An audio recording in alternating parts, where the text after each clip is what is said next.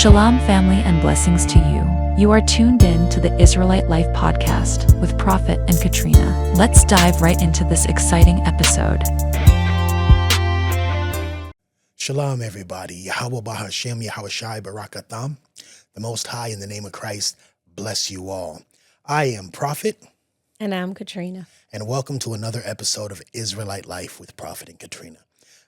We are on location in Vegas celebrating our honeymoon right now. It has been an amazing honeymoon, right, babe? Yes, it has. We've been having a blast. So that's why you're seeing our portable podcast studio here. Mm-hmm. And this is our second episode that we've been able to get done while we've been on location. Yes. This time we are in, what chapter is this? Chapter 3 of the book. Mm-hmm. And this one is titled Falling in Love. Mm-hmm. Go ahead, tell me everything. Okay. Well, there's a lot I didn't want to overly skip around, but this was a good chapter because a lot of people find themselves in that predicament of being in a state of falling in love. Yeah. And then they wonder why the love isn't around afterwards. Yeah. Yeah. Absolutely. So in case you're just joining us, we are in chapter 3 of The 5 Love Languages, an amazing book by Gary Chapman that kind of gives you a framework on how to improve your relationship. And it's going to present a lot of challenges. Now, in chapter 3, we're dealing with the idea of falling in love, which in our last episode, we spoke quite a bit about the idea of in love versus loving somebody. Mm-hmm. So in this chapter, he starts off by telling a story about one of his clients who popped into his office and decided that she was getting married after just about 3 weeks. Mm-hmm. Mm-hmm. Yeah. People do that. People do that. Because they feel like they're in love. Yes. So let's talk about this in love thing. What is that? Well, according to the author, it's this unrealistic kind of perception of the individual that's in front of you. You think that they're perfect. Yeah. You think everything is great. And a big part of that is, and I mentioned this in our last episode, but also we're showing them the best possible representation of ourselves, the perfect version of me, the perfect version of you. And of course, that person, because they're feeling the warm and fuzzies, they think this person is perfect and they can do no wrong. That's right. That's that chemical thing that's happening in your brain that after it's gone, which in my experience, it lasts for 90 days. Now, in the book, he says it can last up to 2 years. That's a very deep facade. If you're 2 years into this 2 years thing, into it, there's no way. When he said that, I thought to myself, it has exhibited itself multiple times. I'm sure over 2 years. It's not possible for it not to show itself. For 2 years, you've decided that you are going to tolerate, which we talked about in the previous podcast. You're going to tolerate these actions. If you're seeing these crazy behaviors from this person that you say you used to be in love with, and now it's 2 years later, and you're like, I'm not in love with them. It's not because they changed. It's because all of a sudden you stopped tolerating. Yeah, you woke up. Well, yeah, because it's very dreamy when you fall in love. You fall in love, and I'm going to read this one section because right after he explains about this fictitious character, well, it's a real person, and he's changed her name to Rachel. And she comes into his office explaining that she's getting married immediately after 3 weeks of knowing this guy. And then he starts off by saying, he says, what has happened to Rachel? She has fallen in love. In her mind, Ben is the most wonderful man she has ever met. He is perfect in every way. He will make the ideal husband. She thinks about him day and night. The fact that Ben has been married twice before, has 3 children, and has had 3 jobs in the past year are trivial to Rachel. She's happy, and she's convinced that she is going to be happy forever with Ben. She is in love.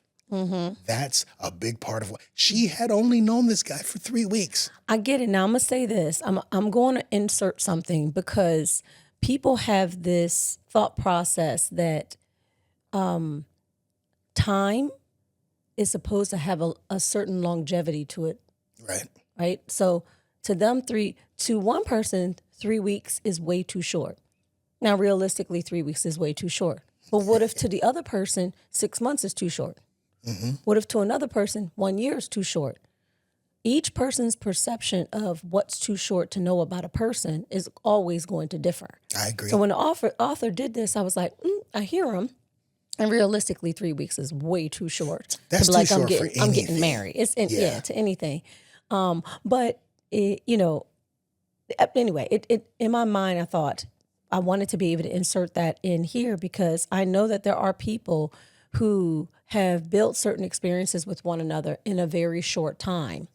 Not 3 weeks, though. Well, we had a similar story in the very beginning of our relationship. It wasn't 3 weeks. Not in 3 weeks. I feel like 3 weeks is not enough time for you to make a lifelong decision. If you make it too fast, it's because you're so overly infatuated and you feel like I have to jump into this thing head first. I understand. I do believe 3 weeks is too short, but it's also time is subjective. Absolutely. So you may have thought 3 months, you knew it in 3 months. Yeah, To someone else, they're like, "That's you crazy. 3 months, there's no way you could know enough about her in that's three right. in Some 3 people months." think that way. So it's subjective depending on what facts you were able to gather in 3 months. And one of the things that we discussed right from the very beginning when we were going through this time issue is time is an illusion. I remember you saying that. Time is an illusion, but experiences are real. Yes, they are. And how many experiences are you having in that amount of time? Right. You could really get to know someone in as short as 3 weeks if you're spending all of the waking moments with them and you go through every possible experience. Like you don't just get to see the good, but you get to see the bad and the ugly. Well, the experiences offers you layers of an individual you're not going to get to see just because you're doing an infatuation date time. I agree. Right? Just because you went out to eat some dinner. Well, I mean, you'll see a brother drop some ducats Oh, yeah. on food. Yeah. And then I'm going to spend at least $15, $16, baby. No, I understand on what you're the saying. appetizer alone.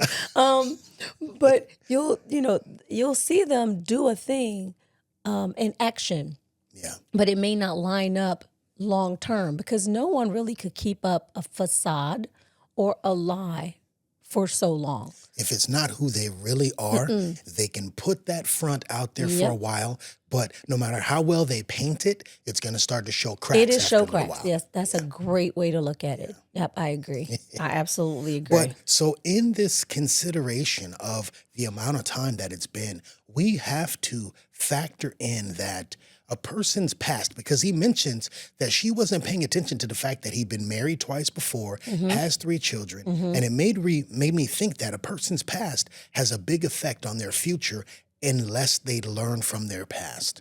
And the amount of time that you're spending with that person, like let's say you get to know him and he says, yeah, I've been married this many times and I had this many jobs. And you're like, wait a minute, those are red flags. I'm in love, but I see a bunch of red flags.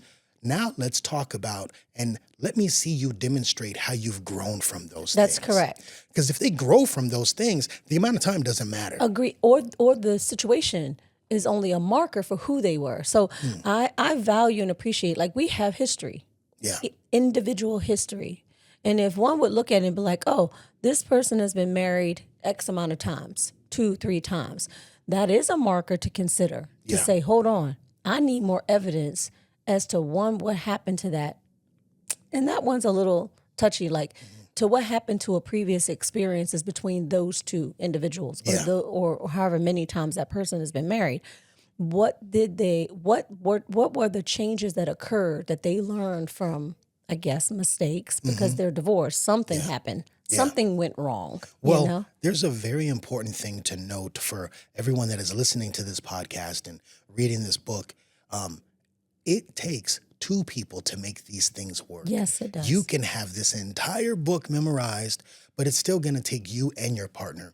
And one of the comments that we received on our previous video was, how can I implement these things? It was a lady who posted a comment. She's like, how can I implement these things if my partner absolutely refuses to work with me? Now, that relates to the previous marriage, but also in her situation, her current marriage. And you cannot do these things alone. No, you can't. You can't. But also continuing in the dialogue of previous, these things can be red flags, as you said, for markers to see that person may not be the same person that they used to be. How much change occurred between that circumstance and where you presently are? Are you bringing those same behaviors and actions into this current relationship? Because no one can turn back time and be like, I want to see what happened with what you did previously. That's none of my business. Right. I don't know what happened. And even if you told me the story, that's a threesome. I don't do threesomes. It's not a part of my nature. Right. So I'd have to take it into, who are you currently in front of me? Yeah. I understand those are red flags, markers to let us know we need to take a look at this a little bit deeper and find out a lot more facts about it for our own selves, not in relations to what was happening in the previous relationship. Those things, I absolutely agree with you, but I can see now how difficult that would be when you are under the influence of this drug called in love. Yeah. How you're not going to be thinking rationally about considering those things. You're like, I don't care what happened in this previous relationship. I'm just jumping right into it because he's changed. He's the right one for me. And that's the issue. That is that drug in love. It really is. You've been hitting it hard. What? One thing that we have to consider when getting into a relationship is the person that you were with, as you mentioned, we both have pasts. Some people might call those past baggage, right? That's Some a common people term. might, yes. Okay, so then if each person has their baggage, when you get together with this person, you're not only attaching yourself to them, but to their previous relationships, You if are. they have previous children, You are. their previous debt. Yep. And the in-love phenomenon will make you look past all the common sense of those situations. Right. And be like, yeah, I'm still going to do it. Right. But a healthy mindset would be like, listen, let's take a look at all of this. Yeah. I need to know whether I'm going to agree or disagree with this, which is something we've talked about and which you're going to hear in our podcasts often. Yeah. To agree or disagree That's about right. a matter at hand. And so it's a conscious decision, but that's a healthy mind. And I'm Yes. kind of always going to pull on that side. I appreciate you bringing us to the insane mind reminder. This next section that I highlighted immediately after introducing us into Rachel and her crazy idea of getting in love, he says, most of us enter marriage by way of the in-love experience. We meet someone whose physical characteristics and personality traits create enough electrical shock to trigger our love alert system. The bells go off. We set it in motion, the process of getting to know the person. The first step may be sharing a hamburger or a steak, depending on our budget. But our real interest is not in the food. We are on a quest to discover love. Could this warm, tingly feeling I have inside be the real thing? We always think it is. Yeah, many do. Yeah. Until you get to a place where you're like, I don't care to invest in foolishness and drama anymore. But majority of the people are at this point. And Yes. so it's like, what does it look like and how can someone catch themselves before they wreck themselves in a situation like this? Well, okay, but here's the thing that we really have to drive this point home. The foolishness and drama were always there. The in love or the infatuation made us blind to what was always there. Because we'll say, oh, you changed. No. No. They're just as jacked up as they were. They're the same person Yes. that they always were. And my mind goes, then how do we preemptively and proactively catch this? What if I were speaking to another person, a single individual who was trying to embark on a relationship? I understand that this exists. My mind goes, well, how can I preemptively help them to have a better set of eyes and a better set of awareness? If you could put that in a bottle and sell that, we'll be millionaires, baby. know. Everybody is looking Everybody's looking for it. for this. How do I not fall for the okie doke? All jokes aside, I'll say this. If people spent enough time gathering facts that they can actually say yes and no to years from now, then I think preemptively that is a marker to start at. I agree.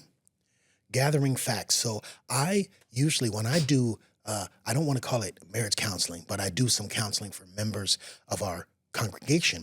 When I do what I call wedding coaching, I tell them in advance, write down a list of exactly who you are. I do a lot of lists because Yep. you need to quantify and qualify Yes, you these do. things because you're making a transaction. The Bible presents this thing as a transaction. It does. So I'm like, make a list of who you are, make a list of who you think she is, and have her do the same thing and compare these lists. Right. And it'll be like, I thought you were this, and you're actually that. When you look at it on a piece of paper, like, oh, I think he's very honest. And, but I keep catching him lying. Whatever it is, looking at it in a quantifiable list is going to bring this thing into a logical perspective. Right. There is a book I remember years ago, which, by the way, you can find in our link below. It's called Before You Say I Do. Now, listen, I'm not saying this is the end all to be all books, but the list you're talking about, it has a list inside, not an exhaustive list, but it tells you can do, can't do, compromise. Okay. Now, again, it takes some healthy mind to walk through this list because I don't think anyone should technically compromise. You'd still make an agreement about whatever it is you're going to agree about. But it allows you to take a look at some stuff maybe you did not consider. Yeah. And both of you are marking this thing together. Okay. Can do, can't do. That's very important to do it together. It'll make it more realistic. And you can't, but you shouldn't lie. You shouldn't lie. Some people lie. Yeah. They lie They about the lie. lies that they lied about. Yeah. You gonna lie about the lie that you lied about? The lie that you lied about. That's crazy. The list is going to help. Like for anyone who's listening to this podcast, and if you're going through some struggles in your relationship, it would be a good idea for you to write down a list of the way that things are. I mentioned this in the last one, the way that you want things to be, and start and have your spouse or significant other do the same thing and start comparing these lists. It's much easier to write it down sometimes than it is to say it out of your mouth. It's true. It's also a record of, hey, I actually wrote this thing. Do I really mean it? And speaking to that, I actually I did a form of a list, and it can vary for different people. I did a jar. Yeah. And I'm not going to get into too many details because we're going to do a vlog about it. Yeah. But I think just touch tell on people, it. touch I'm on gonna touch it. on it, right? Okay. So touching on it, I many years ago started to put scriptures and conversations that I was having with my hey love, is what the jar is called. It says hey love ... And I just wrote down something that me and my hey love would exchange with each other, some kind of communication with one another. And basically all of it is communication. And I just wrote it down and I put it in a jar and tucked it away. Every time I thought of my hey love or whatever we might have been doing or whatever we might have been saying to each other, he didn't exist yet in my physical. You did not exist yet in my physical. And I just put it in a jar. And what was really good is the jar allowed me not to compromise, one, and the jar also allowed me to be realistic about my expectations in this jar. Yeah. I had to literally sort the jar out. And reminders. Yes. Because sometimes we can change what we think is valuable. Yes, we can. I did. And that was one of the markers that happened in there. I'm like, is this really valuable to me? Or are these things that I have? I literally sorted my pile. And it was very sobering and beautiful to look at the communication that occurred and how real it was, even though you had not been in my face yet. You had not been in my presence yet. And so that was really cool. I found it as a good marker to make sure I did not compromise for my own self. It was my list, not somebody else's list. This is a great piece of advice for our listeners and viewers. And it's very practical. And just so you guys know, so when we got serious, not at the beginning of our relationship, when we got serious, she gave me the jar and told me, this is me. And so I popped it open and looked at a few things in there, and then I closed it back. Close it back up. Because it's me. I know me. I'm just playing. No, but what we're going to do in one of our next vlogs is we're actually going to bust out that jar and go through all of the different hey love things. So that'll be a very intimate time. Yes. And it'll also bring you guys in deeper into what it takes to make a relationship where you are certain that that person is sent from the Most High. That's right. And again, sent from the Most High. Yeah. Because there's a lot of people that's going to come your way.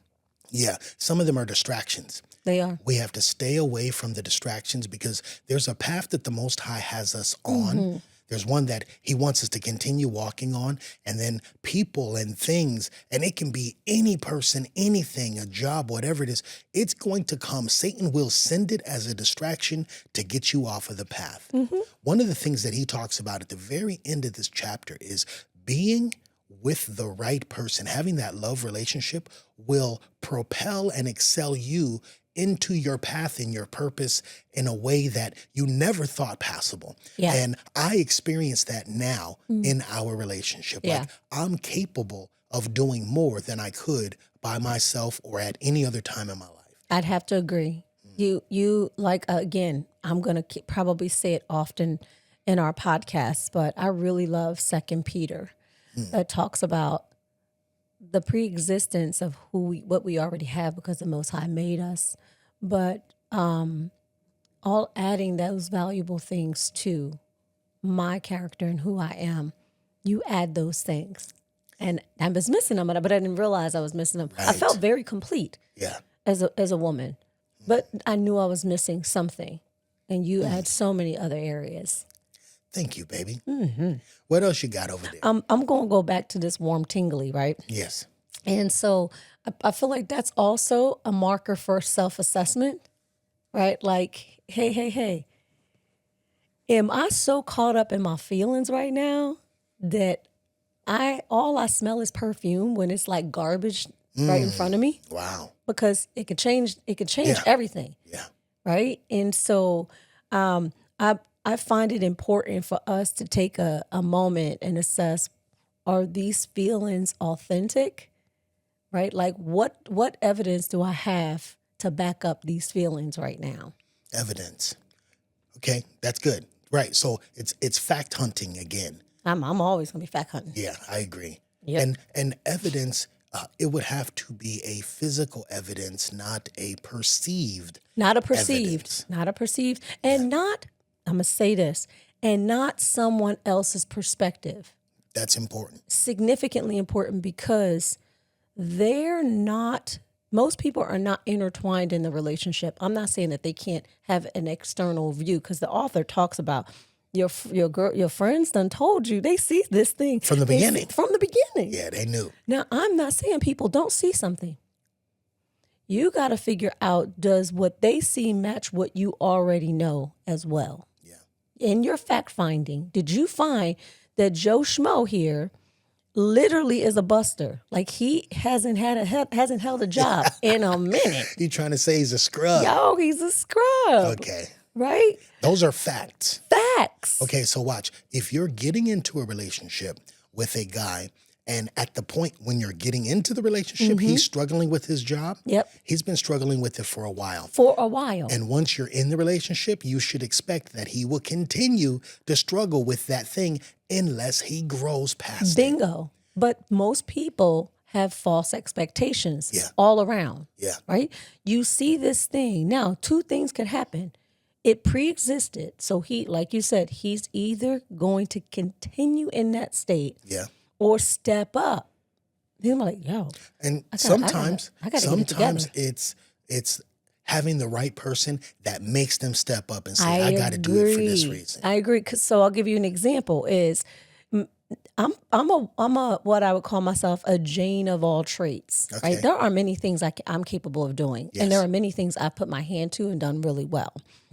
But my friends would often say, you can be a millionaire, you know, but there's this failure to launch kind of thing. Like, I'm a doer and I could think through the thing, That's but right. sometimes the execution of that thought process, I'll choke up. Like, I'll have a bigger picture in my mind. Like, "Ooh, I'm not sure if I could do this or not. And I'll stall. Okay. And you come along and you are very ambitious, but you are a completer Yeah. as well. You will complete that action. Yes. And so you drew that out of me, which easily, as a doer and a thinker and I want to be, and I'm an active individual. I lined right up with like, yep, this works for me. I just needed someone to kind of go right alongside of. Yeah. And so you could pull that out of an individual and they no longer will be a buster. Right. I totally agree. But that thing has to be in you. Already. Yeah. Yep. I think that's part of the thing. Like a lot of people say, oh, you guys are such a good couple. And I think it's because we do complement each other so well. I agree with that. Yeah. And, the book will talk about people talking this way. They think everything about the individual that they're with is great because they're in this euphoric state. Yeah. And I'd say the reason why I can absolutely say that we're not in a euphoric state is because we consciously made decisions that we either agreed to or disagreed to. I can't recall too many disagreements as far as like, nope, not going to do that factor. But that we would talk about a thing and make an agreement and say, listen, I remember early on, you were telling me, I don't change. And I remember telling you, yo, I'm emotional, but I'm amazing. Yeah. It's going to get emotional, but I'm also someone who will self-correct. Like I will want to be responsible for my actions. These were important things to know. So you weren't shocked when I looked like I lost my mind, but didn't lose my mind. Or when you stood adamantly in a position of something you said. Yeah. That I needed to know. You already told me you don't change. Yeah. You do grow, you don't change. Right. Which allows some consistency. So having these conversations and being able to be aware of the nature of a person and the characteristics of a person were significant to building our relationship. Absolutely. But most people don't have those conversations. No, and it's the lack of conversation or the lack of open and honest communication that is preventing most relationships from growing into what each person desires for it to be. Like no one gets into a relationship saying, 3 months, 6 months, a year from now, we're not going to be together. No one thinks that. The in-love experience makes you think, I'm going to be with this person forever. Right. But you can't be with someone forever that you're not willing to tell the truth, not willing to show them who you really are. Agree. It's almost like there's an expression that says waiting for the other shoe to drop. Right. That's what's happening when you're not being honest about who you are. And the author talks about it in relations to the anteroom. I think that's how you pronounce it. Yeah. Anteroom of heaven. In essence, there's this place where you're fully giving of yourself in consideration of the other person at all times. And, and that's not really realistic. It doesn't last long. Yeah. No one is going to only look out for the interests of the other person at all times. Right. It's at some point when they're pricked, we're always going to go back to our default. Yeah. I'm going to protect myself. That's right. I'm going to look out for me because at this present moment, you're not doing it. Where in the beginning, it doesn't look like that. It looks like, oh, they care so much about me. They open the door and they, you know what I'm saying? They buy me cute things. As you're saying that, I'm realizing that is actually a trust issue. In the beginning of the relationship, you're like, yeah, I trust you. And then you start seeing the cracks in the paint and you're like, yeah, I don't trust you. And part of the trust is, in the beginning, I trust that you're looking out for my best interest. After a few months pass, we go back to not being altruistic and we're like, yeah, I think you're only looking out for your own best interest now. And I don't trust that I'm included in that thing. And honestly speaking, a relationship from my perspective, doesn't work if you don't look out for the best interest of the other person too. Right. It actually is a reflection of saying, I actually don't do that for you because I don't do that for me. Right.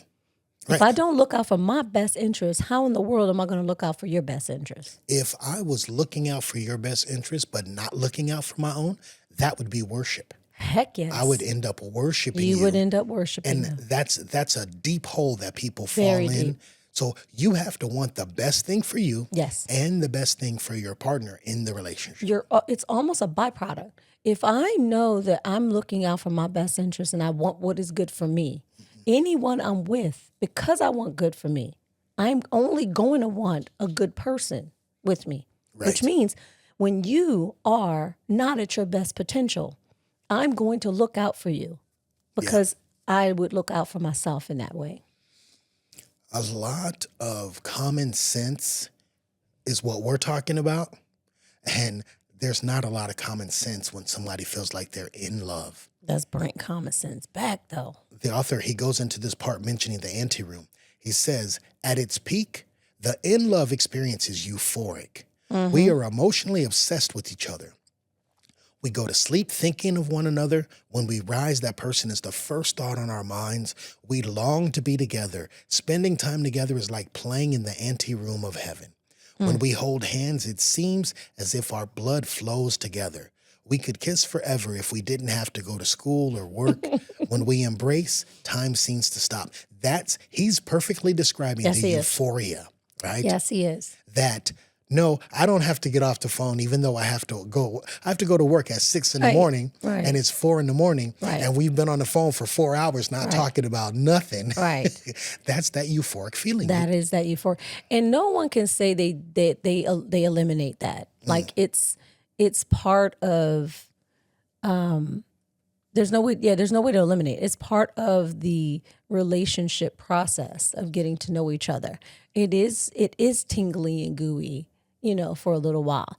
You are feeling these euphoric feelings and you do want to spend all that time. Yeah. You want to be on the phone all the time. You don't want to miss a moment or skip a beat.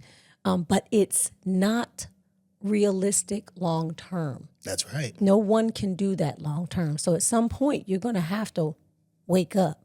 Yeah. And step back into reality.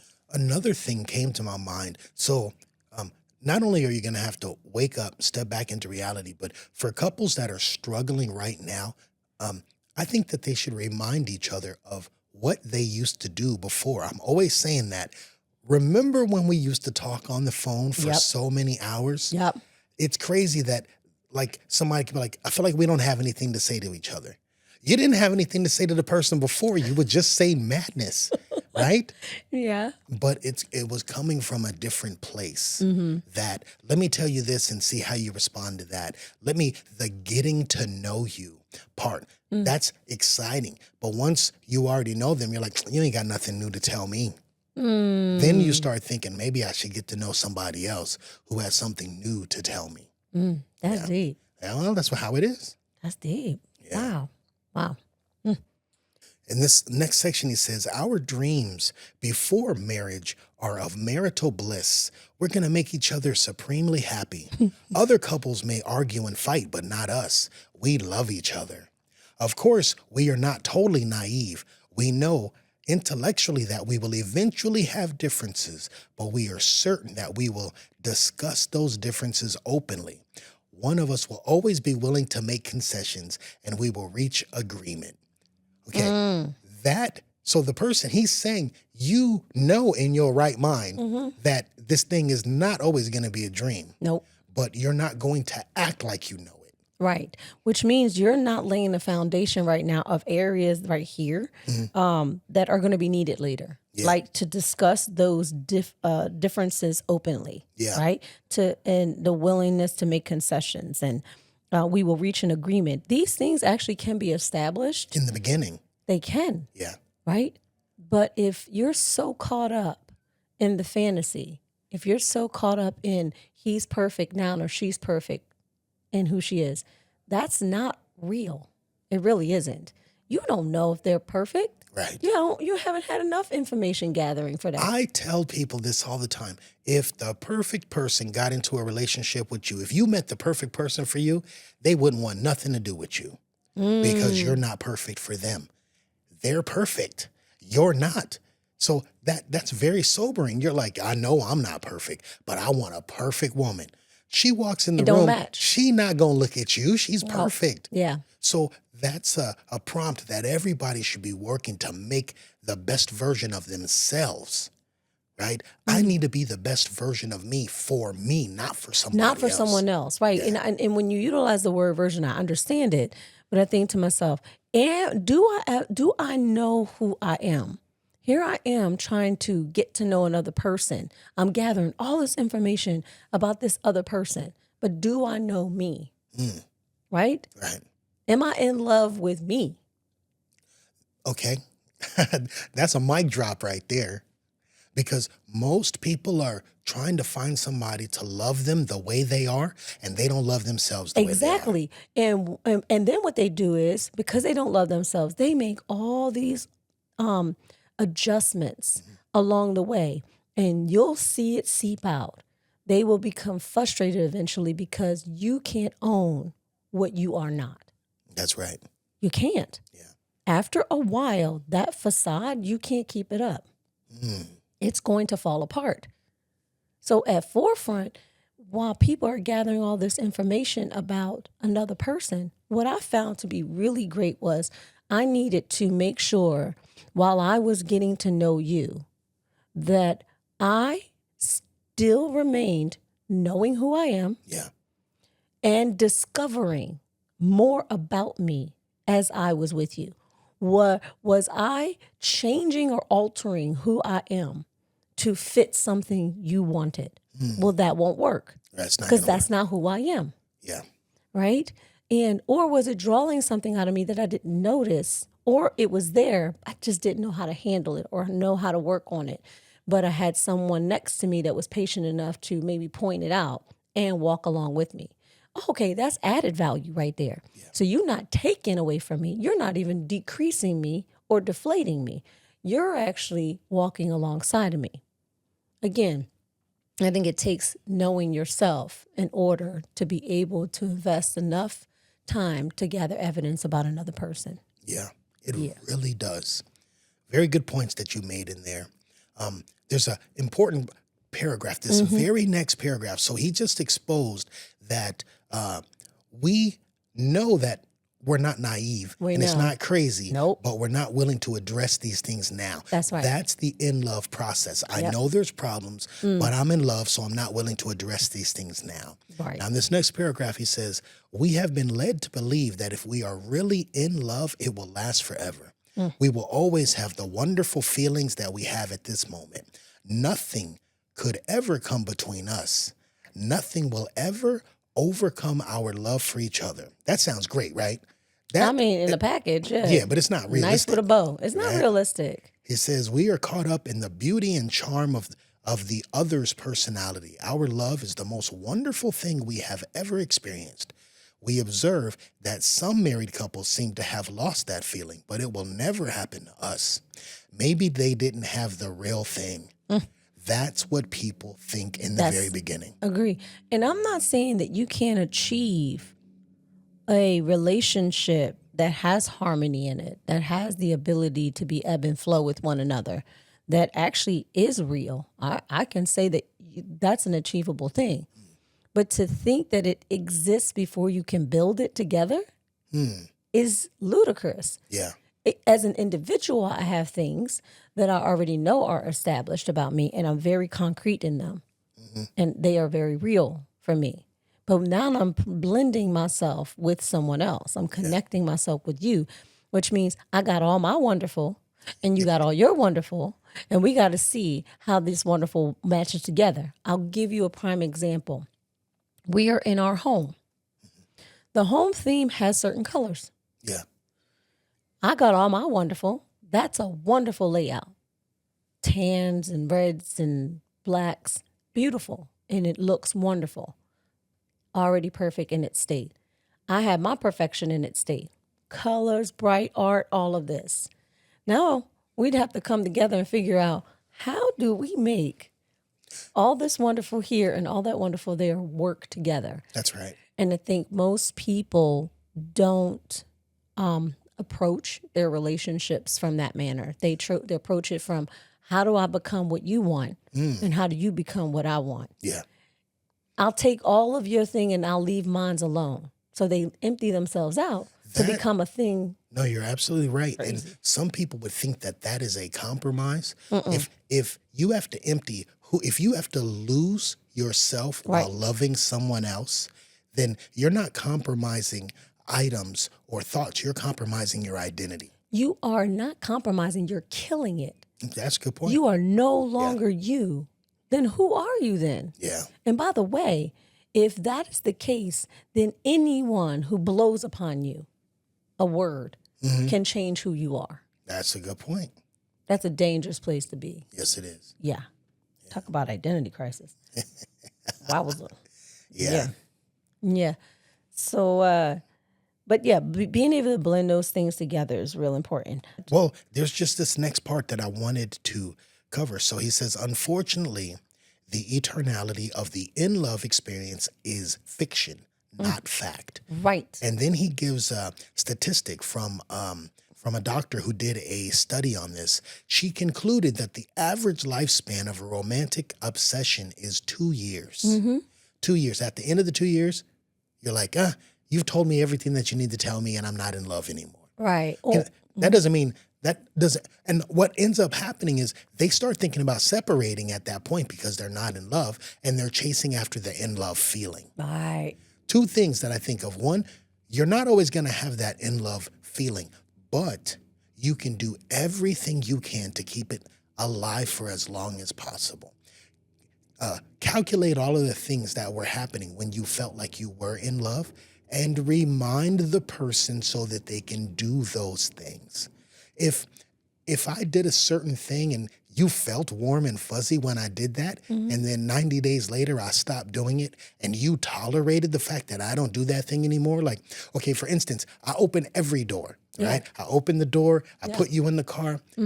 If after 3 months I don't do that anymore, and you're like, wait a minute, what is going on? And you just tolerate it for the next 6 months, you're going to begin to resent me and think that the whole first thing was fake. Yeah, no. I remember when you didn't open the door one time.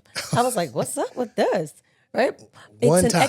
It's a realistic expectation now. Yes. You have demonstrated that this is who you are. Yeah.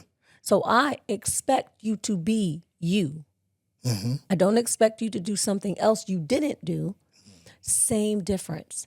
Why in the world would you expect him to pay any bills when you've been paying the bills? The whole time. The whole time. Yeah.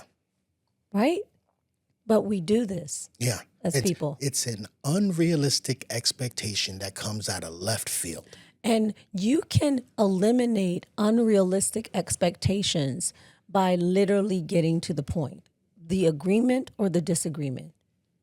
Baby, I see you opening up the door all the time. You have now stopped doing that. What's up? Well, so now that's a perfect example because how you presented it now, that is point blank to the fact. But that's what I mean. That comes across as a complaint. Oh, now, does it? Yes, it does. You didn't know? I didn't hear it now that watch, way. Now watch. You guys online, you just heard what she said. That sounded, I said it. That sounded like a complaint. Now watch. Oh, okay. This is what I'm saying.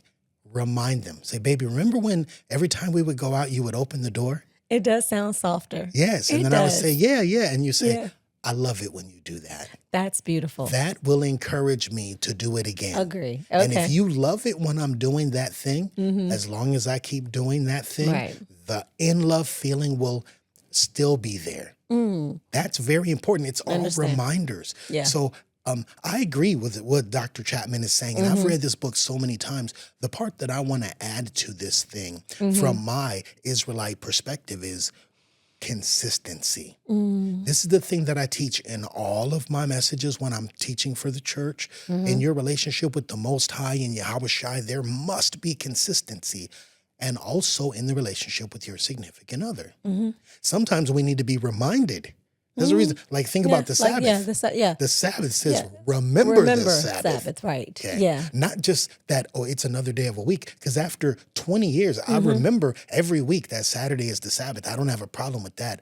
I need to sometimes be reminded to keep it holy. That's right. That means at one point it was holy, and what is holy can slip away. I may have forgotten and to say, well, I can do this, I can do that. No, keep it holy. Yeah.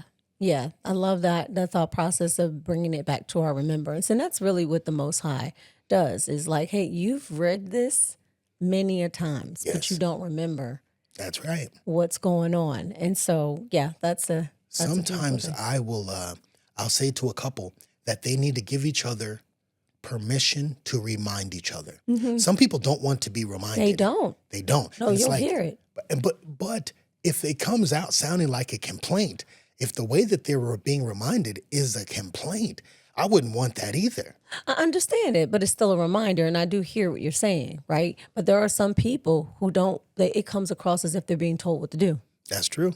I Right? agree. Yeah. And so I get it. The other aspect is because I speak to a lot of women, a lot of Israelite women, it's a really important reminder of why we do what we do, right? There's an area of in the word that talks about whatever we do, do it as if we're working for the Most High, Yeah. right? And a lot of times we get into these interactions and we do the things we do, forgetting why we're doing what we're doing. Yeah. Or who we're doing Or them who for. we're doing it for. Like, if at the forefront of who I am is my honor before the Most High, my actions are going to be honorable. Right? But if I'm looking at it for self-gain, like I want him for myself versus does the Most High want him for me, Wow. then I'm going to approach it different. That's right. Right? I'm going to lose sight of how the Most High lines up things and tells me what it's supposed to look like for me as a woman and whom he is supposed to look like as a man or a friend.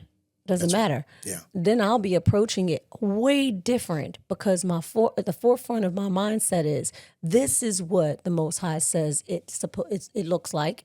These are the instructions he gives me in approaching these things: patience, kindness, gentleness, self-control.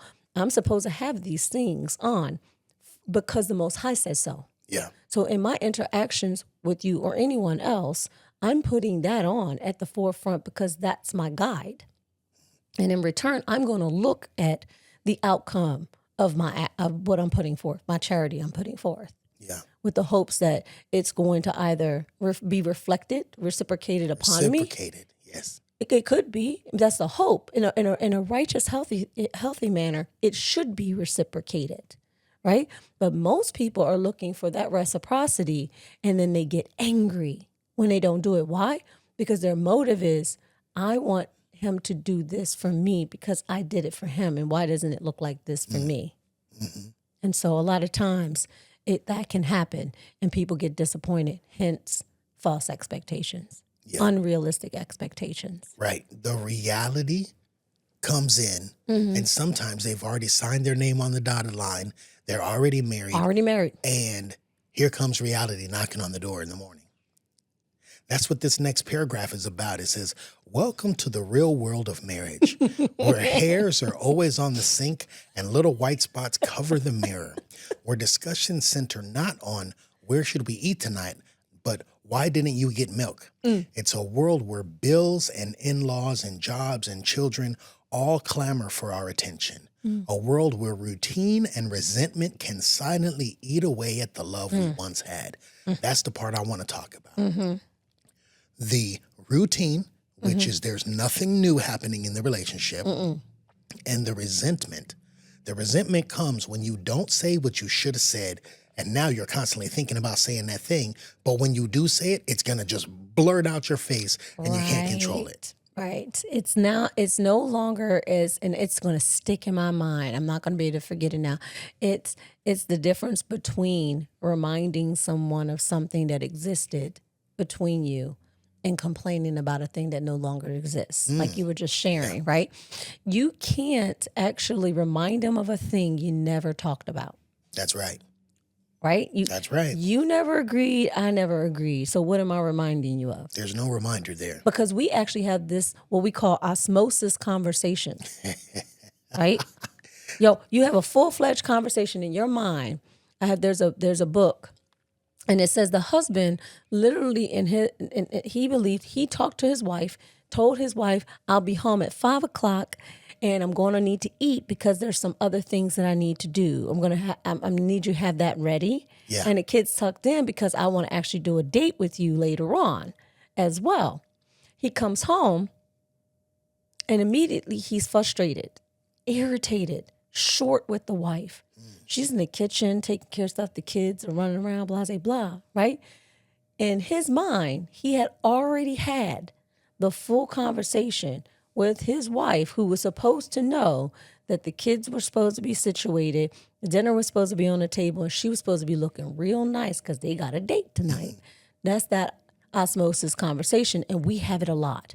Yes. We have all this dialogue rationalizing in our own minds. Should I say it? Shouldn't I say it?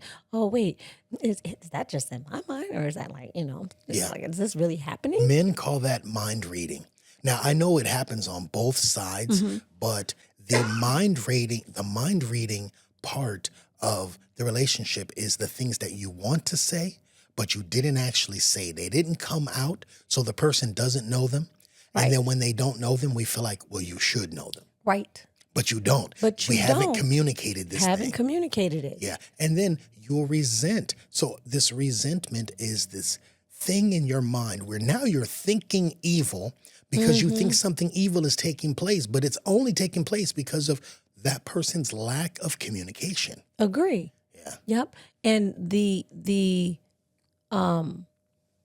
thing that typically prevents people from having any forms of communication is that they are fearful that what they're about to say is not going to go well. Yeah. And that's not love. We talked No, about in it's our last not. episode. Yes, we did. And I showed those scriptures to show that if it's fear, then it's not love. It's not love, because perfect love. Casts out fear. Yes, it does. This next part, he says, in this world, this world where there's resentment and routine and all that stuff, he's saying in that world, a look can hurt and a word can crush. Intimate lovers can become enemies and marriage a battlefield.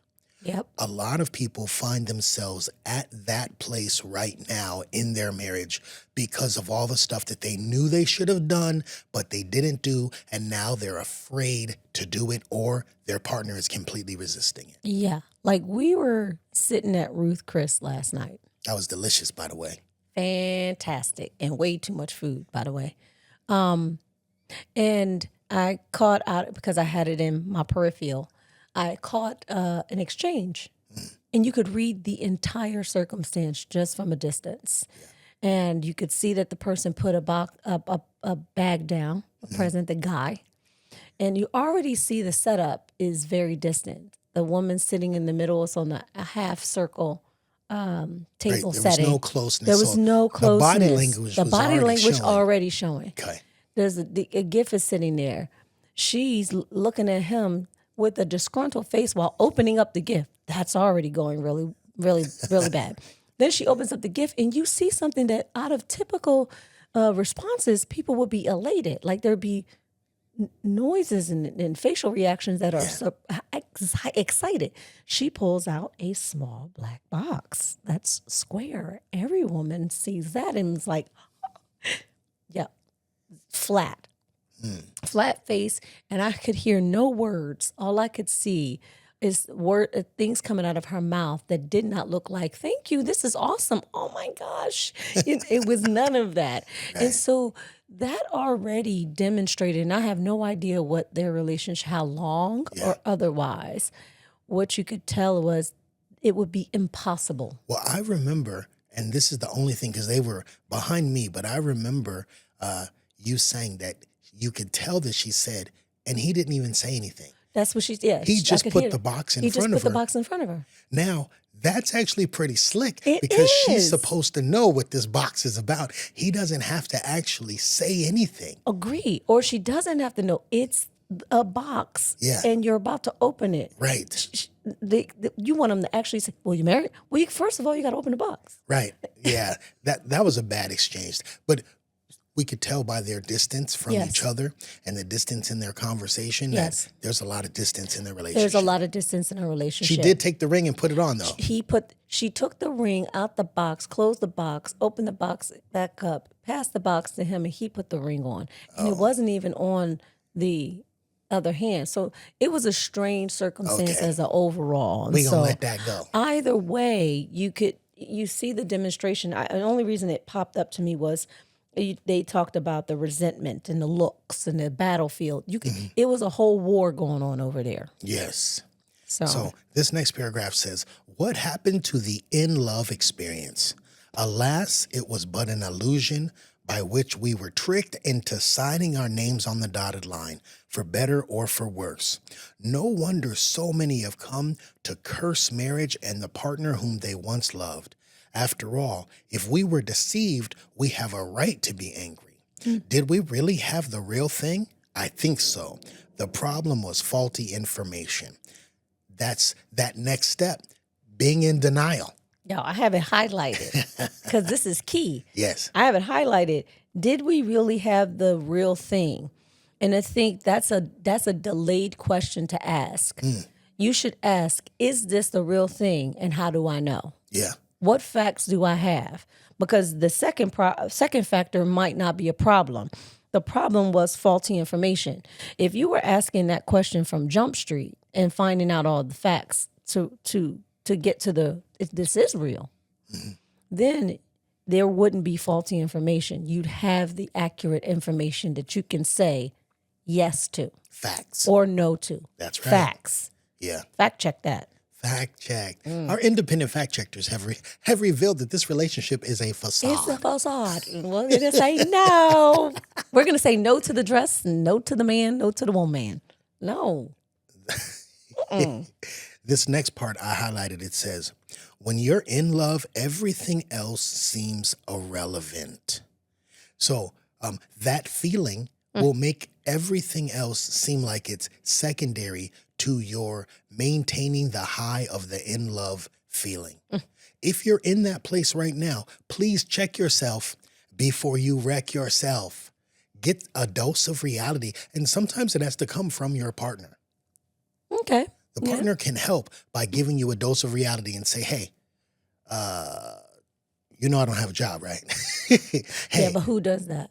I know, but I know that we are talking, the people that are watching our podcast and listening to us, I am hoping and praying that the Most High has revealed to them that they ought to be emotionally intelligent. Yes. That's why they watch our podcast. Yes. They want to be more emotionally intelligent Agree. as well as spiritually intelligent. That's right. They're already physically intelligent. That's easy, right? Okay, but emotional intelligence is a whole different level. Agree. And it requires both of the people in the situation. Like if you're planning on getting married and he still lives with a roommate, are you moving in with the roommate? Right. Let's have this question, Yeah, 'cause- right? right. Let's have this conversation. Let's have Where are this we going to conversation. live after we get married? Yeah. Yeah. Some people Important don't do information. that. Yeah. But the in-love experience, like he just said, makes everything else irrelevant. Oh, we're in love and we got to do this thing and we're going to go ahead and get this paperwork and this ring and we have no place to live, Nope. no job and no car to drive. No. That's not emotional intelligence. Right. And the downside about it is there are what people would call red flags, right? That typically get ignored. That doesn't have to happen. Right. If you literally talk about it, it allows you to make a decision, a concrete, reality-based decision. But most people are afraid to be alone because if they get that information, then they got to make a decision if they're healthy enough. They find out dude is not interested in working and no, he ain't got no crib for them. Right. It's not, and she asks, she says, listen, what are we going to do? Yeah. Because there's no home right now. You're living with a roommate and I live with my parents. And, first of all, okay. But and that's going on for some, it can be a healthy transition. It can, but it has to be talked about. And then they go and someone steps up and they talk about it. Now what? They got the information at hand. And some people just flat out ignore the information. Yeah. They've been told I don't got nothing and I don't know exactly when I'm going to get it, but I'm going to try. Well, they see the reality. Yeah. They see the reality and they are willing to accept it now because of the euphoria of being in love. They need to be aware that a time is going to come where if that thing doesn't change, the in love is definitely going to change. Or the thought processes in mind, which happens often, is, you know what? I can help him change later. Yeah. Or I can help her change later. That's right. That's what they think. If your question at hand at the present moment did not help to change the situation, you waiting till later to try to get them to change isn't going to go very well. Yeah, No. I agree. No. There's a saying that says romance with no finance is a damn nuisance. You dumb. That's true though. I mean, think about it. You have to be the individual, the man and the woman individually have to be mentally, physically, and spiritually prepared to enter into this agreement. Yes. Because the marriage is going to alter them mentally, physically, Yes, and it will. spiritually. Yeah. Yeah. Yep. There's this aspect that's also for people who are asking about like some, the practicals. What are the things I need to be mindful of? Well, the author says people who are in love lose interest in other pursuits. That is something you're going to need to be mindful of. Like it's called a self-assessment. Again, I'll keep saying it. Check yourself before you wreck yourself. If you find that you are less engaged in the things that are your responsibility prior, those things begin to fall off. He starts describing the college kid misses, their assignments, they got tests and they're not ready for it. If those things that were part of your lifestyle that were important and significant begin to fall off, that is an indicator that you need to take a self-assessment real quick. A reality check. You do. Yeah. You are down, what would you call Alice in Wonderland, the rabbit's hole. Yeah, down the rabbit hole. You're down the rabbit hole. So that's a good gauge. And I will recommend this. Some of us are beginning to develop into a healthy mindset, emotional, stability. There are some of us who have people around us that are healthy. We see that they make healthy decisions. They've even come to speak with us, to rationalize with us about our healthy decisions and making healthy decisions. Pulse check with them if you need to. If you can't trust yourself at the present moment because you haven't developed that, take a little time where someone has set the example, and you can see the example set up with facts, by the way.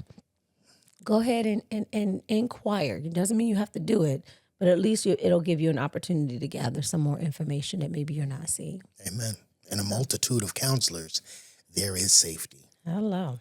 This next section in the book, he says, once the experience of falling in love has run its natural course, remember the average in-love experience lasts 2 years. We will return to the world of reality and begin to assert ourselves. He will express his desires, but his desires will be different from hers. He wants sex, but she is too tired. He dreams of buying a new car, but she flatly says we can't afford it. She would like to visit her parents, but he says, I don't like spending so much time with your family. Little by little, the illusion of intimacy evaporates, and the individual desires, emotions, thoughts, and behavior patterns assert themselves. They are two individuals. When the in-love feeling is there, you feel like one person. Yeah. Everything is agreeable. There's no disagreements. But when it's gone, you're like, well, I have what I want and you have what you want. And now we got to struggle and fight in every conversation. That's not a good relationship. No, it's not. I'm super sensitive to that. Like I call it my peace radar, right? So if my peace is disturbed, I typically check with myself first. What was I thinking? Because I'm already feeling something, and more than likely I've acted on it. But I had to have thought something first. Yeah. And it takes me a little bit to process a thing because I'm self-assessing, But what I always want to get back to is the peace. Now, the book may describe it as the in love, feeling. But for me, it's the connection. You can lose the connection when your oneness and my oneness don't match up. Yeah. And so I always pulse check on my peace factor. Is my peace disturbed? He says, so he goes on to explain the outcome of falling out of love. It says, they fall out of love, and at that point, either withdraw, separate, divorce, and set off in search of a new in-love experience, or they begin the hard work of learning to love each other without the euphoria of the in-love obsession. That's that step 2. Yep. So it's like boy meets girl, boy falls in love with girl, boy falls out of love with girl, and then he either leaves girl or he stays but wishes that the whole relationship was a different relationship. Yeah, which leads me to, you said boy falls in love with girl, boy falls out of love with girl. The reality is, was it ever really love if you fell out of it? It's a good point. So what was it established on for us to even call it love? If it's not established on facts and reality based, then really was it love? It's not. Right. It is a gooey feeling. Obsession. And it's the feel goods, Yeah. Which I'm not saying things that feel good shouldn't happen. The Most High gave us senses to feel good about things, but I don't know that it's beneficial for it to run our lives. And so I'd have to pulse check and be like, was it really love in the first place? Do I even know what it is? Back to that. No, you got to know what love is in order to see what it is. So, Yeah. yeah. And the next part, he says, some couples believe that the end of the in-love experience means that they have only two options. Resign themselves to a life of misery with their spouse or jump ship and try again. Crazy. But see, now reality has set in and they're like, this is the reality of the situation. I am fiending for that feeling that I had before. That's that addict right Yeah, there. they're fiending for that in-love feeling, that connection. And they're looking at this person that they really don't know at this point. They're like, I don't even know you. I know who I thought you were. And they're realizing I can't get back that feeling. Nope. So either I'm going to stay and be miserable, or I'm going to jump ship and find somebody else and get that feeling from Shooting them. for another high, for the next Yes, high. yeah. Right? Fiends. But the author says something that's significant, and that's why I believe it can work if people put in the effort. I think you do anything long enough, it will work well, even a bad habit. Right? And so it says they begin the hard work to learn to love each other without the euphoria of the in-love obsession. Right? It requires work. The same amount of effort it requires, if not less sometimes, that it took to hold up all of these facades. It takes work to get to know an actual individual. Yeah. It takes work to get to know yourself with the other individual. Someone once said to me, I thought it was very profound. We were in a small group, and she says, I made it my business to get a PhD in my husband. I studied him. I really wanted to understand him better as it relates to us together. So she applied herself. In essence, she applied herself to And the that's learning work. process, and that was work. Yeah. You don't get a PhD just from showing up at class. That's right. You got to put in the work. She could have said anything. She said a PhD. Yeah. So That's a very good point. So watch this. I'm moving to this next section now. This is the part where we've already analyzed all of this stuff. He starts to get to the solution now. He says, from in love to real love. This is very important. He says, we can recognize the in love experience for what it was, a temporary emotional high, and now pursue real love with our spouse. That kind of love is emotional in nature, but not obsessional.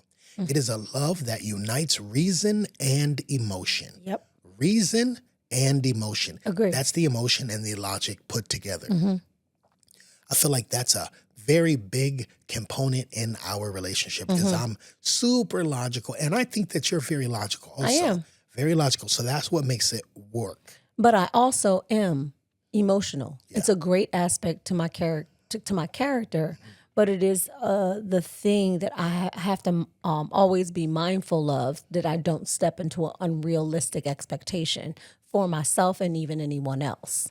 But that unity of reason and emotion is great. I'll say this because it popped in my mind. A lot of this information is not only for those who are married already, and also for those who are pursuing a relationship. I think it's just fundamental to be to understand that if you were already married, you can I don't want to say go back, but you can make every effort to get to know the person in front of you. Yeah. I wouldn't say go back, but you can get it right. That's what I said. You can't go back. Right, no. But you can get it right. You can make every effort to get to know the person that's in front of you. One of the first steps to doing that is making an agreement with that person. Like I said, in the other one, I said 7 steps. Analyze the way that it is and get your spouse to agree. It is this way. Yep. And then share with them the way that you want it to be and get them to agree. Yes, I also want it to be that way. And then start building from there. That's right. You can. And anyone who's coming into this, I'd say, if people can get to a place where they're not run on their emotions, again, I'm going to go to the fact checking, then they really can have a successful relationship with the other person. They really can.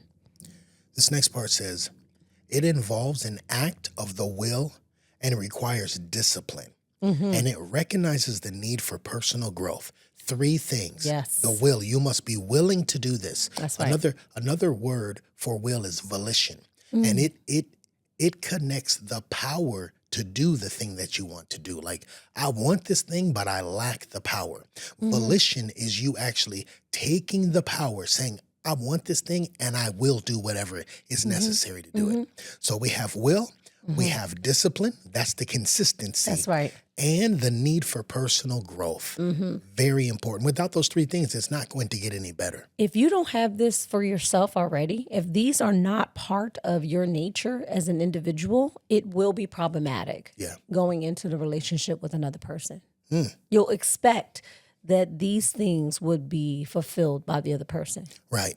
That's not possible. Well, it's not possible, but when people expect them to be fulfilled by the other person, they give away all of their power. Yes, they do. And then they feel like a victim in the relationship. And Yep. you make all the decisions and you.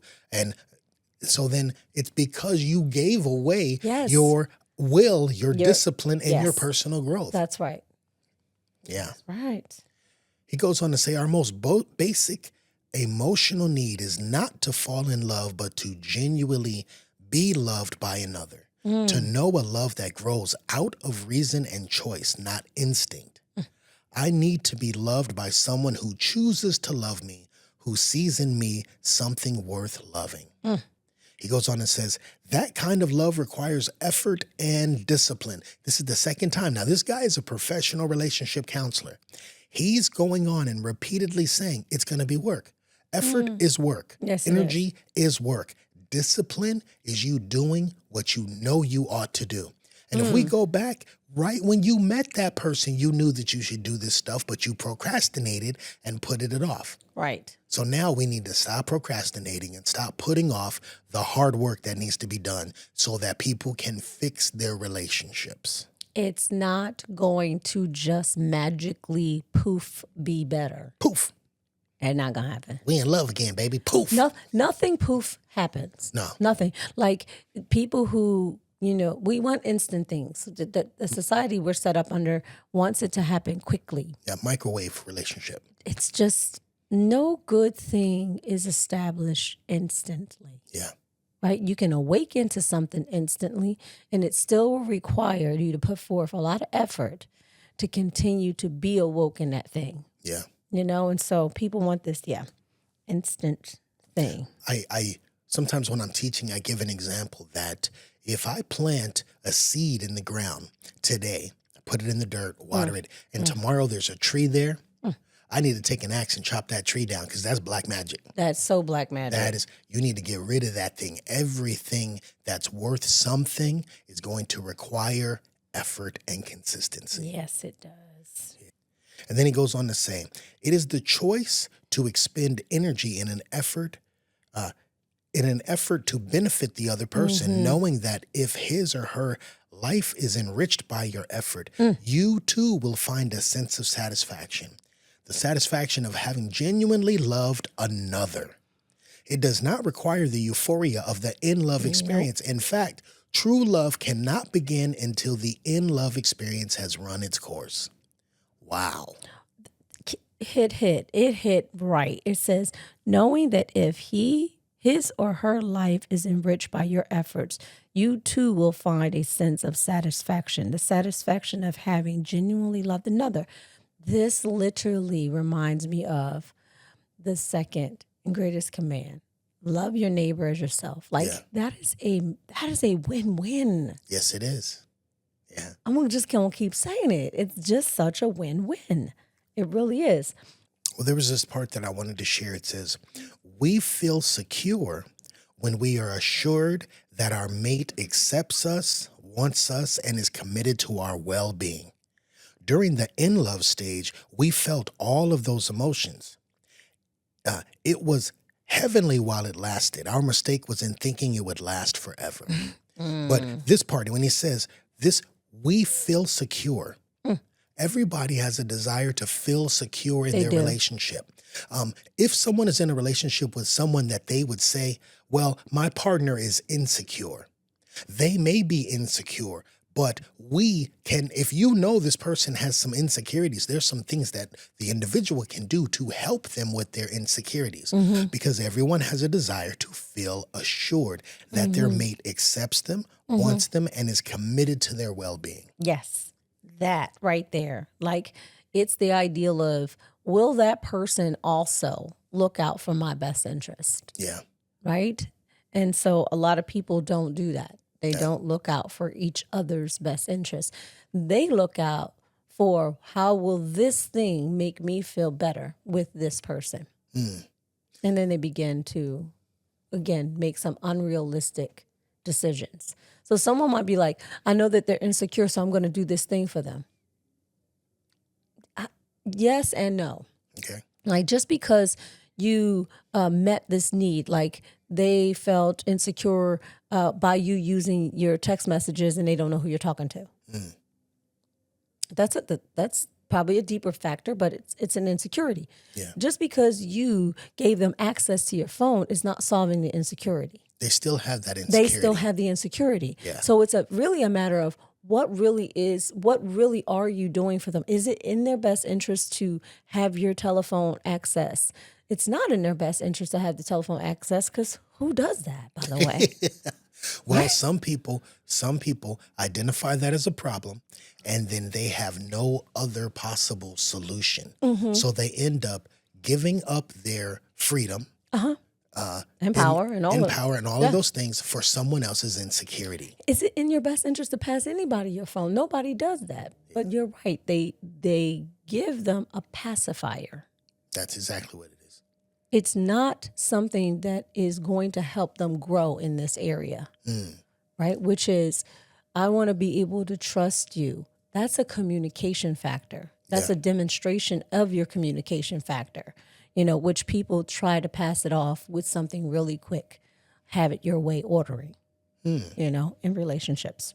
I highlighted this. It says, if love is a choice, then they have the capacity to love after the in-love obsession has died, and they have returned to the real world.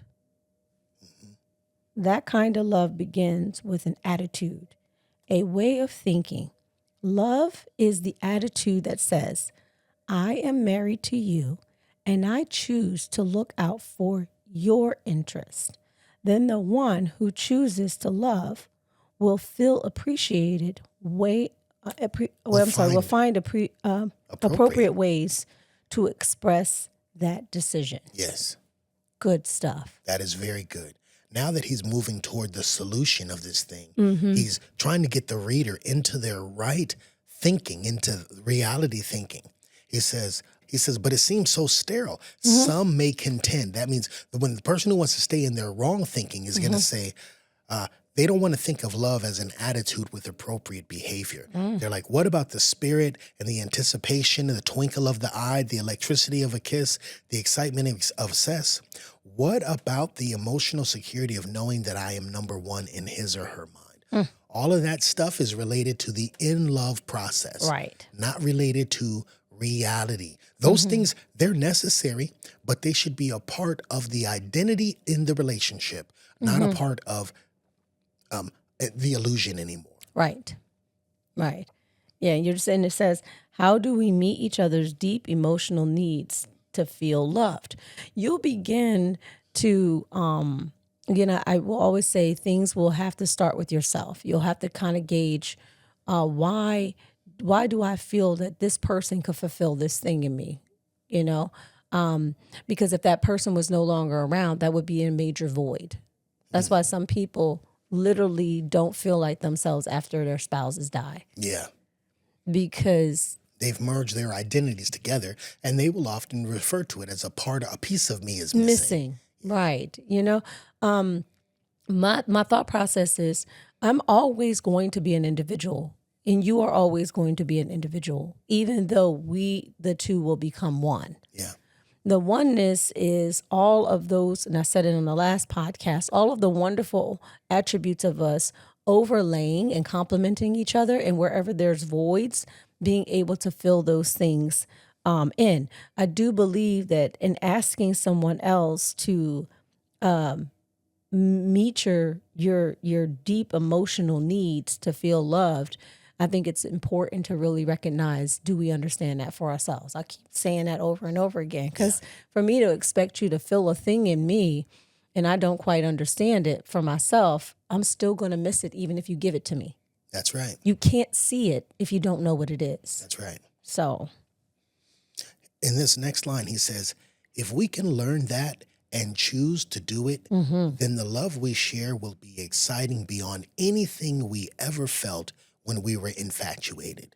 Now, that's true, because the infatuation feeling, everyone just needs to know this, it's going to die. Yep. For some of our listeners and viewers, it has already died, and they're trying to figure out how to get it back. That's right. You have to get it back in reality. You can't go back to the illusion, because now your eyes are open to all the cracks in the painting. You can't unsee the things that you have seen. that's right. But you can choose to look at them with a new perspective. That's right. That's very important. Yeah. You need to come to the conclusion that you've been lying to yourself for a really long time. It's like people who've come into the truth. They get frustrated, angry at first. Yeah. They're like, I've been doing this. I've been bamboozled, Yeah. Hoodwinked. I've been lied to. Yeah. And they're angry, about that process. But the truth be told is that's the process. That's the avenue that you took until you knew different. That's right. Now that you know different, now that you know that you needed to make different decisions in your communication of your relationship, it's not impossible to still do that thing, to still have those conversations, to still be in realistic expectations of each other. But it does have to be talked about. Yeah. It cannot be an unspoken thing. Yeah. It has to be communicated. Yeah. Communication, open and honest communication is the key to making anything work. Agree. Yeah. I absolutely agree. Yeah. You asked me a question, I think it was last night when we were at dinner. You're like, how did I know that I was in love versus, how did you No, word I it? said, I was asking you, are you in love or do you love me? Like, or is it both? Yeah. And you, Well, I said both. And then you're and like, I was how did like, you know? and I was like, well, how do you know you're in love? Like, how Yeah. did you know you were in love? Well, I'm a very logical person. So the in love part of it didn't come to me as a euphoric experience. It came to me as a logical lineup. Yep. And I explained, you're the whole package, right? Right. You're the package, you're the receipt, you're all of those things. Because I make lists and I prayed for a specific thing. Right. That way, when you showed up, I knew this is the thing that I prayed for. I better jump. I better grab this thing. Right. Yeah. Right. And for me, I remember when I used to be more emotionally driven and that I looked at things for a feeling factor. I did not, for you, not in that way. Mine was purely factual. What do I know and what is my decision based on what I know? Because I have to live with that decision. And so I knew that I absolutely loved all of the attributes that I could see from the Most High in you. Is the first thing I fell for. I fell in love with your brain all the way. Then more so, I have to really break it down more than just your brain. It wasn't your brain. It was, I could see the reflections of what I read about the characteristics of my creator. And I'm like, those are the things that are beautiful. And I knew the attributes of the characteristics of charity. I'm like, the man is patient. And there's a humility about him with all people. and for you to have the responsibility you have and be so invitational to people, even though you don't change and you don't let people tell you what to do, you have a willingness to hear things and you don't get reactive about those things, but you do talk about them. It's very invitational. I'm like, these are attributes that I love. I knew I loved them. I love them for myself. I love them for any interaction that I had with people, but I was like, I love them. They were consistent in your nature. I was like, that's really gorgeous. And it really drew me to you. So I began to feel these emotions about you. Yeah. I began to feel very drawn to wanting to know more of other areas in you that I might not have seen yet. But those had me. Well, thank you. I appreciate those had me. But it was very logical and fact-finding for me. Right. But still, it's you knowing who you are and the things that are complementary to you, what you want to have in your life, almost like not a written down list, even though you did have it written down. I did. It was a list of what you wanted, what you desired. And I would say the same thing happened for me. Right. As I'm praying for a woman that is beautiful, so I don't have to look at some other woman, a woman who is submissive and is willing to listen. I'm praying for all these different things. And then you show up and I'm like, there she is. There she is. And then it becomes, I have a picture in my mind.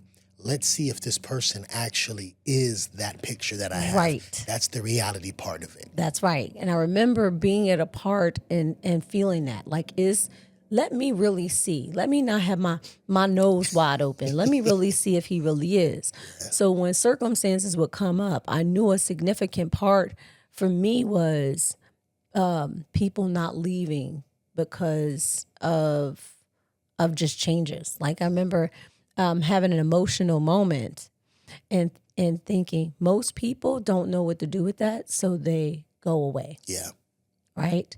They don't stand there with you, or they tolerate it. So you got all of these different responses, or the shutdown, or whatever the case may be. And I remember it was a turning point where in love really, really became full-fledged awareness of love. Yeah. Like I know. Right. And it's strange because before I'd be like, I believe so. But do I know? Yeah. Right. And there was that turning point, and you stayed present. You didn't tolerate a thing that wasn't healthy. And you provided enough space knowing that I would rise up in the area if I had just a little bit of support in that area. And that spoke volumes. And I thought, he sees better and I want better.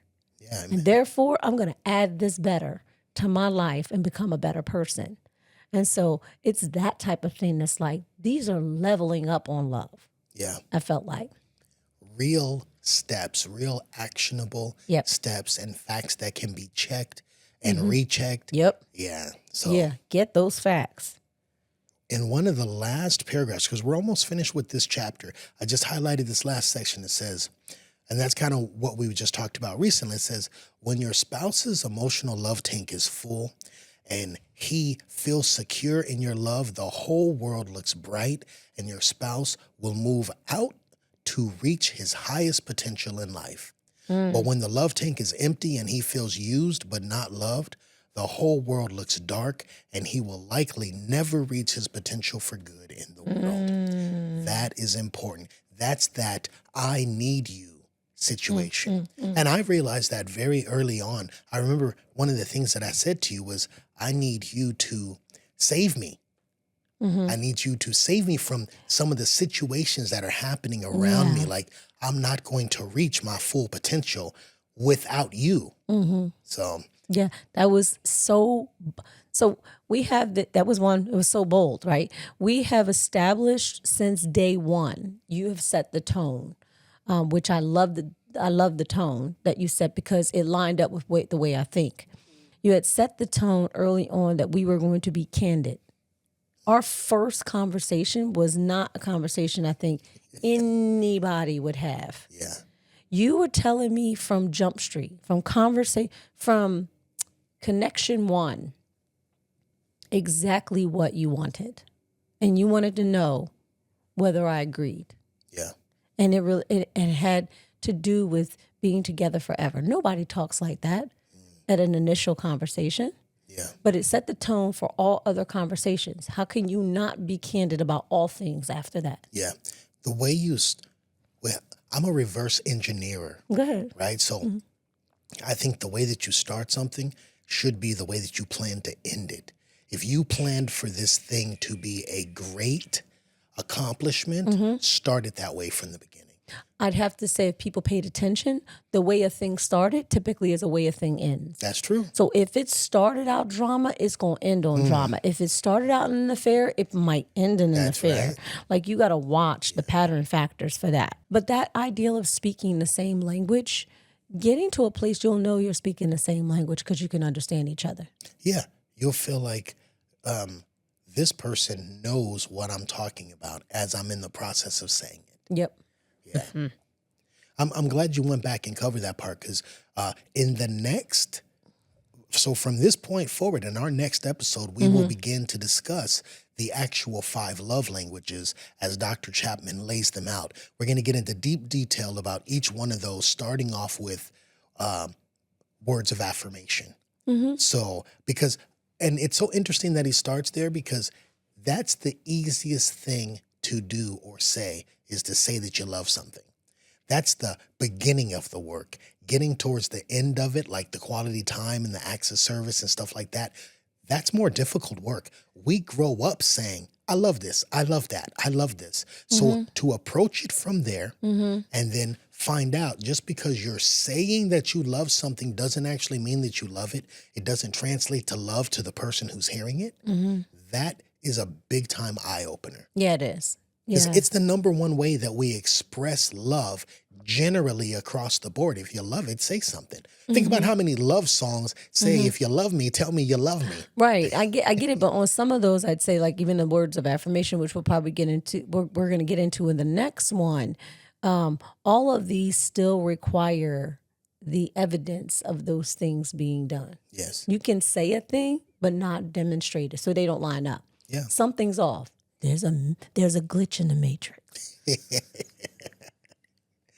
All right. Do you have any other notes you want to share? No, we were on the same page as far as our notes go. Excellent. This has been another great episode. I really hope that our viewers and listeners are enjoying this Israelite Life podcast. Yeah. And we do welcome, people are asking questions about different things, and they are even sharing very personal areas of their life in a simple form. And we are not saying we're the end all, the be all of anything at all. All we could potentially do is offer the feedback from some of the experiences that we've, and also what the Most High says in relation to that. That's going to be the ultimate. Yeah. But we do encourage you to comment below, share this video with your significant other, whoever it is that you are entering into or currently in a relationship with. If you're learning from it, there's a possibility that they could learn something from it also. We had a great testimony from a viewer on our last one who said that they were dealing right with that issue and that he sent this portion of the video and it totally alleviated the problem. He said it cleared it up.